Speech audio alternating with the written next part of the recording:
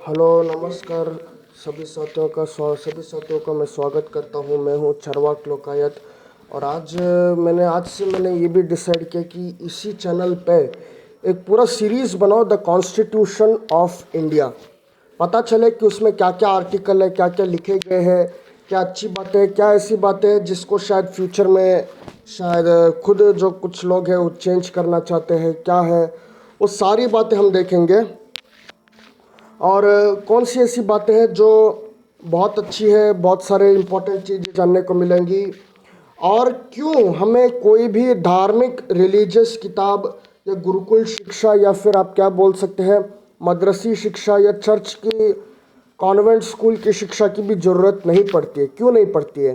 तो मैं इस कॉन्स्टिट्यूशन को पढ़ के बताऊंगा कि कॉन्स्टिट्यूशन अपने आप में बहुत काफ़ी है इसको जानने और समझने के लिए, समाज को चलाने के लिए। आपको इसके लिए भगवत गीता, बाइबल, कुरान की ज़रूरत नहीं पड़ती है। तो इसलिए मैं ये कॉन्स्टिट्यूशन पढ़ रहा हूँ और इसमें सब दिखाऊंगा कि क्या क्या है। हो सकता है कुछ लोग को अच्छा लगे ना लगे, बट सब चीज़ें दिखाऊंगा। तो ये है the Constitution of India as on 9 सितंबर 2020, Government of India, Ministry of Law and Justice, Legislative Department. तो ये कॉन्स्टिट्यूशन है। और एक चीज़ देखिएगा, मैंने पीडीएफ डाउनलोड करके मैंने मतलब डाला है कि पीडीएफ का लिंक भी दे दूंगा, गूगल ड्राइव में है मेरा। तो पीडीएफ का लिंक मैं शेयर कर दूंगा आप सबको। और मैं जो हूँ उसका लिंक वीडियो के डिस्क्रिप्शन में डिटेल में डाल दूंगा। जिनको भी कॉन्स्टिट्यूशन पीडीएफ है डाउनलोड करके पढ़ना है वो पढ़ सकते हैं। और ये याद रखिए, ये 2020 का एडिशन है। फ्यूचर में नए आते रहेंगे तो आपको अपडेटेड रहना पड़ेगा इस चीज़ के लिए। और देखिए, ये है लिस्ट ऑफ अब्रीविएशंस यूज्ड। आर्टिकल्स के लिए आर्ट्स अगर आपको दिखने को मिले, और अब्रीविएशन अगर CLS मिले उसका अर्थ होता है क्लॉज या क्लॉजेस। सीवो का अर्थ होता है तो कॉन्स्टिट्यूशन ऑर्डर। और INS अगर मिले तो इंसर्टेड। PP या PP मिले तो पेजेस। PT मतलब पार्ट। REP मतलब रिपील्ड। S होता है सेक्शंस। SCH होता है शेड्यूल।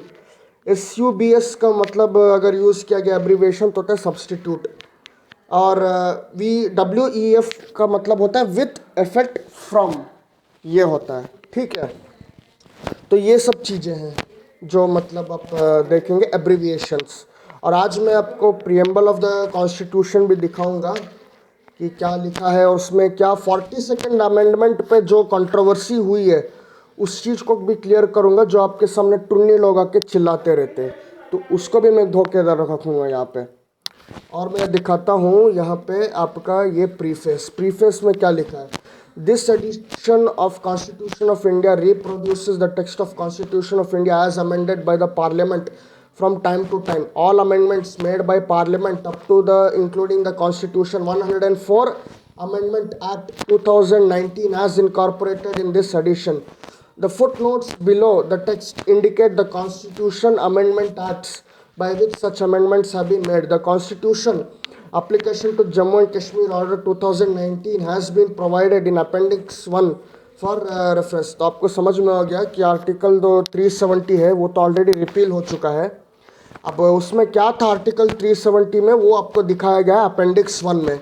जम्मू एंड कश्मीर के बारे में क्या कहा गया था, ये 2019 का order.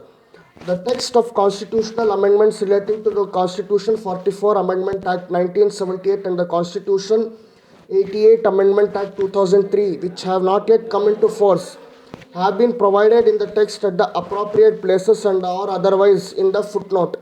The text of these amendments have been provided in Appendix 2 and Appendix 3 for reference. The Constitution 100 Amendment Act 2015 containing details of acquired and transferred territories between the Government of India and Bangladesh has been provided in Appendix 4.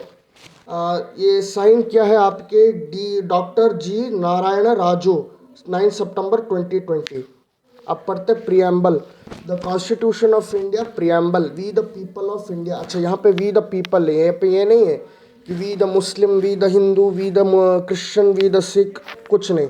We the people of India बस। having solemnly resolved to constitute India into sovereign, socialist, secular, democratic republic, and to secure all its citizens justice, social, economic, and political liberty of thought, expression, belief, faith, and worship, equality of status and opportunity, and to promote among them all fraternity, assuring the dignity of the individual. अच्छा, ये पहले fraternity में सिर्फ dignity of individual था, but बाद में 42nd amendment में ही add किया गया the unity and integrity of the nation. In our Constituent Assembly, this 26th day of November 1949, do hereby adopt, enact and give to ourselves this Constitution. अब amendment देखिए क्या सब by Constitution 42nd amendment act 1976 to for socialist democratic sovereign democratic republic with effect from 3rd January 1977, substitute by bid for unity of nation with effect from 3rd January 1977. तो 42nd amendment में जो आपको बताया जाता है कि ये socialist और सेक्युलर वर्ड ऐड किया गया और इसको रिमूव कर देना चाहिए, जरा उन्हीं को ये वीडियो जाके दिखाइए और बोलिए कि भाई साहब unity and integrity of the nation जो है वो भी ऐड किया गया है प्रियम्बल में विथ इफेक्ट. ठीक है, ये भी जाके आप ऐड किया गया है, उसको इफेक्ट में लाया गया है along with socialist and secular. तो अगर कोई बोलता है सोशलिस्ट सेक्युलर वर्ड को हटाना है प्रियम्बल से, तो उनको शायद ये भी सोचना चाहिए कि क्या unity and integrity of the nation को भी हटा दिया जाए. ये सवाल उठता है, लॉजिक पे सोचिए. तो ये वीडियो ज़रूर दिखाइए सभी टुन्नियों को जो आके बोलते रहते कॉन्स्टिट्यूशन देश को बर्बाद करता है. ऐसे में एक एक पेज टोटली 256 पेज है, तो 256 पार्ट होंगे. सारे पेज खोल खोल के मैं दिखाऊंगा कॉन्स्टिट्यूशन का 2020 एडिशन में क्या लिखा है, और 2022 एडिशन जैसे ही आता है तो मैं अपडेट्स भी दिखाऊंगा कि कॉन्स्टिट्यूशन में अमेंडमेंट होते रहते हैं टाइमली, तो आपको कीप अप करना पड़ता है विद अपडेट. तो वीडियो को लाइक कीजिए, कमेंट कीजिए, शेयर कीजिए. धन्यवाद बहुत बहुत.